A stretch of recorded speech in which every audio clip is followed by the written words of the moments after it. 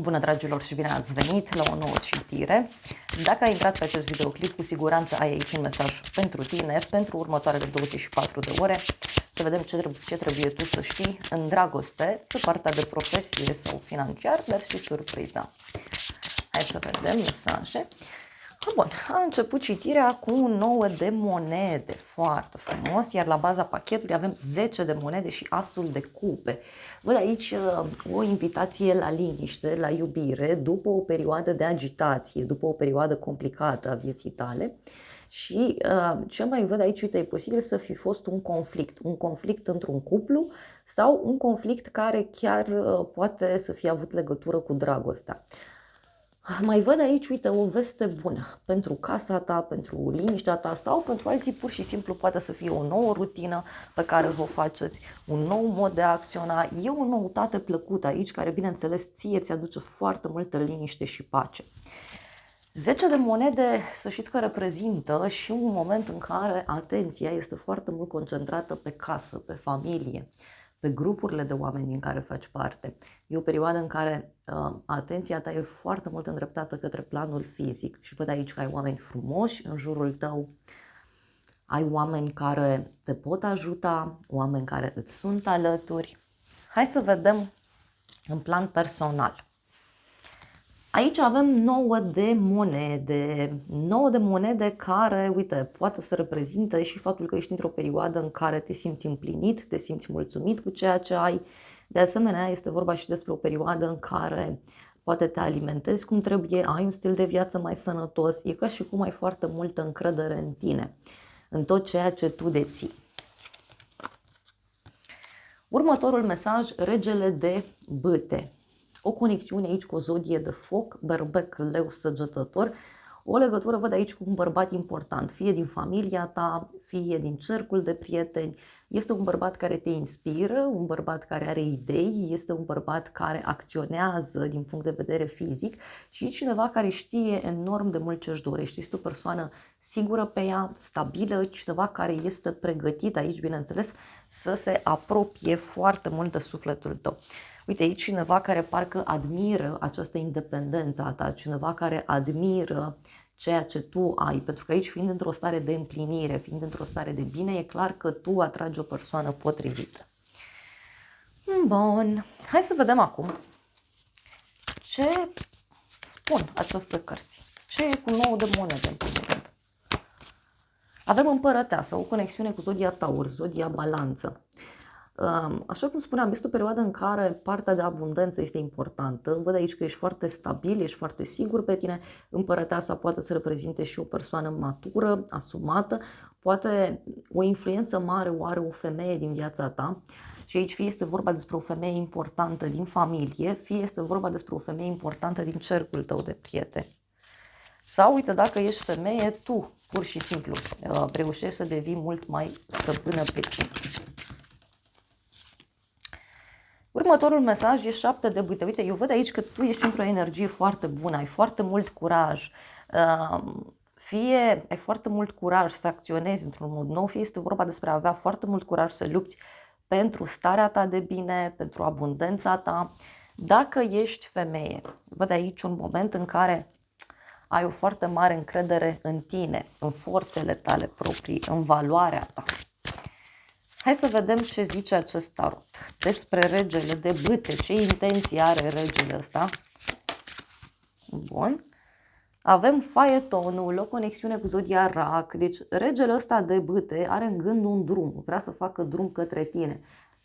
De asemenea, aici puteți să intrați în contact cu un bărbat foarte stabil pe sine. Este o persoană care reușește să-și găsească echilibru între minte și inimă. Este vorba despre un bărbat foarte hotărât. Aici mai poate să fie vorba și despre o victorie de care ai parte. Da, 2 secunde să rezolvăm. Dacă nu v-ați abonat canalului, vă invit să o faceți, apăsați și butonul de like pentru a ne conecta mult mai puternic și pentru a rezona mult mai mult cu aceste citiri.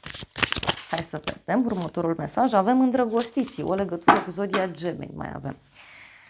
E clar că acest rege de bâte are intenții de dragoste. Da? Omul ăsta are de luat o decizie, doar că e un bărbat foarte hotărât. Pe drumul său, pe dragostea sa, poate e cineva care are o relație la distanță sau pentru unii poate să fie și o invitație pe care omul ăsta urmează să vă adreseze.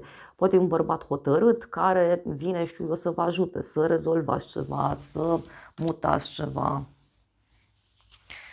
6 de cupe, 2 de spade. Ei, omul ăsta se gândește foarte mult aici la trecut, da? Sau e ca și cum nu mai vrea să spună nimic în legătură cu trecutul, ci vrea să acționeze. În plan financiar sau profesional avem pajul de bâte. Văd foarte mult entuziasm aici în legătură cu un proiect nou. Te văd foarte creativ sau creativă. Tot pajul de bâte poate să reprezinte și o persoană foarte entuziasmată, energică, plină de viață. Este vorba despre o persoană sigură pe ea. Este vorba despre o persoană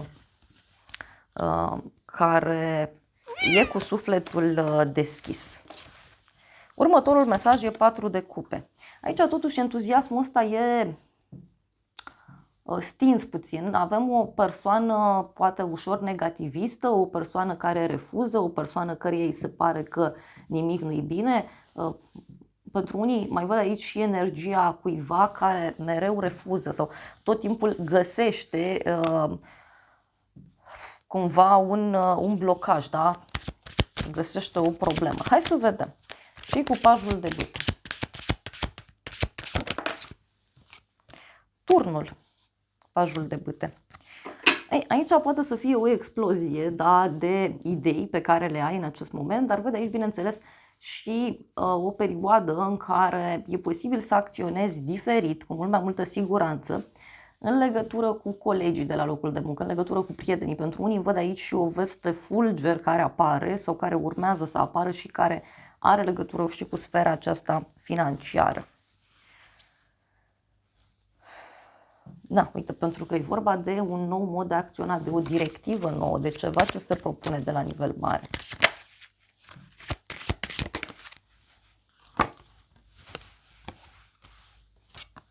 Și avem așa, 8 de bâte, 9 de bâte. Deci, uite, sunt niște lucruri pe care poate tot ai evitat să le spui cuiva și se pare că acum ai curajul și spui, ai curajul și acționezi, ai curajul și te înalți.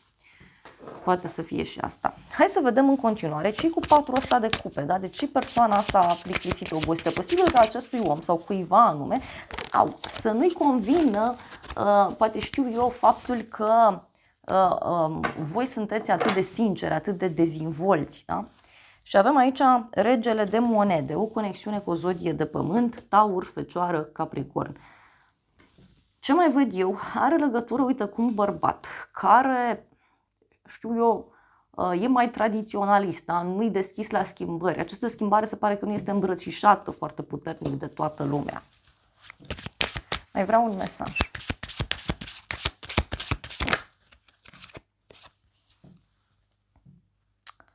Cavalerul de monede, Luna, o legătură cu zodia Pești mai avem aici. Bineînțeles că e cineva care întâmpină niște dificultăți, da? Dar e posibil să fie și o persoană ușor răutăcioasă, tocmai pentru că întâmpină aceste blocaje. Mai văd aici și o legătură cu un personaj care parcă nu trăiește în lumea actuală, în lumea tehnologiei, în lumea lucrurilor noi care apar. Și atunci e normal să se confrunte cu anumite blocaje. Nu știu, nu-i merge telefonul, nu merge să răspundă, nu merge să acționeze într-un anumit mod. Uite, avem 2 de monede și lumea. E cineva care parcă, nu știu, calcă așa destul de nesigur într-o lume nouă. Poate să fie și asta.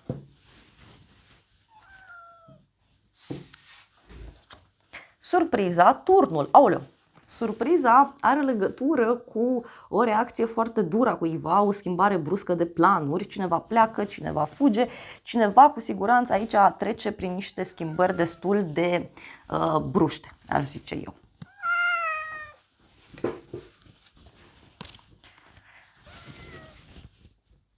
Gata, am dat la pace cu motanul. 3 de cupe, aoleu, bun. Surpriza fie are legătură cu o petrecere, o întâlnire, Fie surpriza are legătură cu o bucurie pe care cineva o are. Poate pentru alții, bineînțeles, surpriza să aibă legătură și cu o atitudine foarte ciudată pe care cineva o are în cadrul unei petreceri, în cadrul unei întâlniri posibil. Ia să vedem despre ce este vorba cu turnul. Despre ce este vorba? Roata destinului. Deci e un eveniment de destin aici. Poate să fie vorba despre o situație în privința căreia cineva s-a încăpățânat. Și avem așa, roata destinului, 10 de bâte și moartea, o conexiune cu zodia Scorpion. Mai avem o legătură și cu alte zodii fixe, Taur, Leu, Vărsător. Surpriza, dragilor, are legătură cu un sfârșit. Un sfârșit inevitabil, pur și simplu. Da? Ceva ce nu se poate evita. E vorba de o transformare foarte puternică. Poate e cineva din jurul tău care are o problemă, fie o problemă financiară, fie o problemă de sănătate, dar mai poate să fie și cineva care explodează sau o persoană care își rezolvă o problemă de mult timp uitată. Hai să vedem treiul de cupe. Ce zice?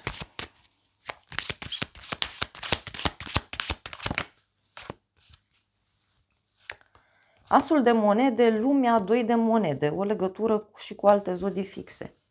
Nu, tot cu zodii fixe.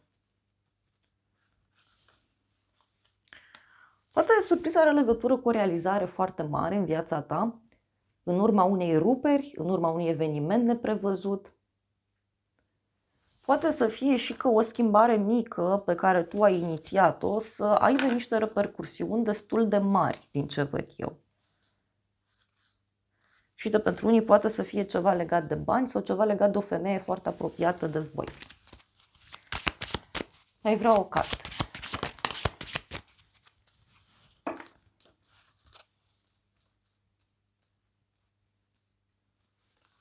Doiul de spade.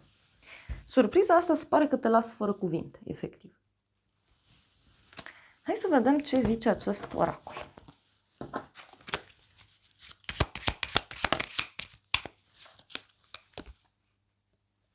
E vorba de un bărbat, repet. Un bărbat care poate își dă masca jos de pe față, printr-o scrisoare, printr-un mesaj.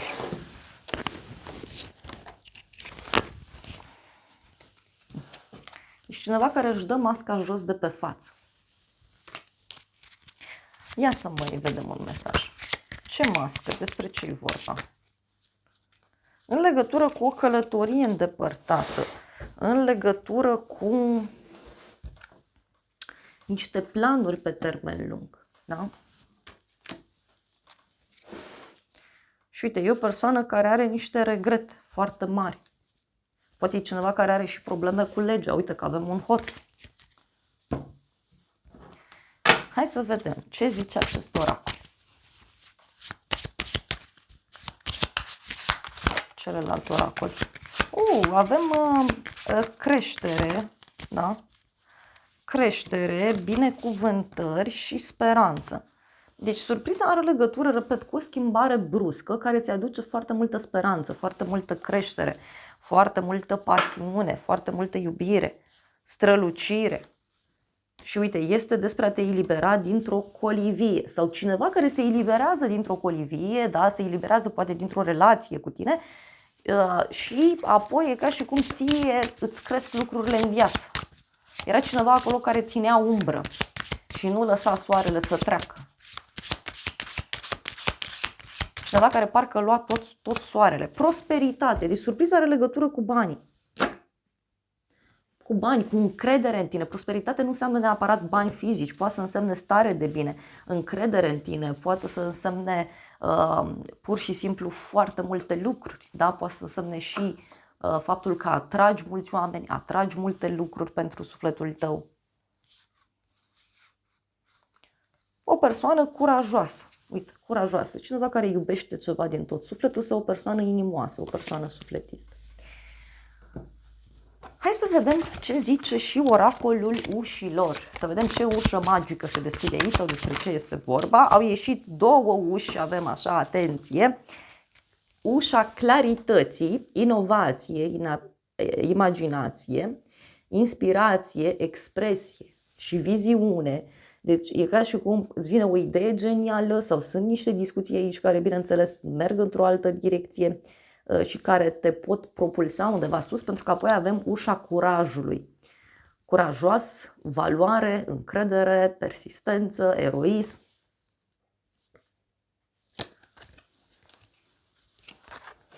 Surpriza are legătură cu foarte mult curaj pe care tu îl ai în legătură cu cineva sau cu ceva sau cu un proiect, cu ceva. Și toată povestea asta văd eu că îți deschide uși. Sau mai poate să fie o persoană din apropierea ta, da? Poate acest rege de bâte, care devine foarte curajos, pentru că și aici a apărut turnul totuși. Ușa umbrelor, introspecție, integrare. Deci poate e cineva care începe să conștientizeze ceva și începe să-și dea seama că timpul nu mai e de partea sa. Un ultim mesaj iau din acest tarot. Da, din nou mi-a apărut o energie masculină și avem bărbatul, o casă specială și o instituție, ceva, o biserică, schimbare și hoțul. Cineva care încearcă să schimbe ceva în viața sa. Poate chiar o schimbare pe care tu ai făcut-o, poate să trezească la realitate acest om și să spună, uite, stai că pierd relația, stai că pierd proiectul, stai că pierd toată povestea în care mă aflu. Și din nou ideea de călătorie. Deci cineva care are niște așteptări aici în legătură cu o călătorie pe care fie să o faceți împreună, fie separat, nu știu.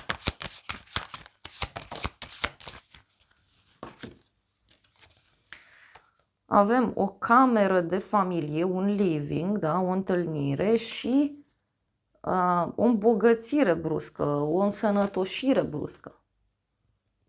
Deci e clar, surpriza aici are legătură cu o situație financiară care începe să se schimbe radical. Sau cineva, uite, care e hotărât să ia o decizie privind o problemă într-o relație, într-o colaborare. Da, dragilor, acestea au fost previziunile de această dată. Eu vă mulțumesc pentru prezență, vă îmbrățișez cu drag, sper din suflet să vă fie de folos informațiile și nu uitați să vă abonați canalului, apăsați butonul de like. Vă invit cu drag și pe celelalte canale, mai am un canal de YouTube, acolo sunt previziuni pe zodii. Vă invit cu drag și pe Facebook, Instagram, TikTok, aveți linkurile oficiale, conturile oficiale în primul comentariu. Vă iubesc, vă îmbrățișez și vă doresc să aveți parte de o zi sau de o seară cât mai frumoasă.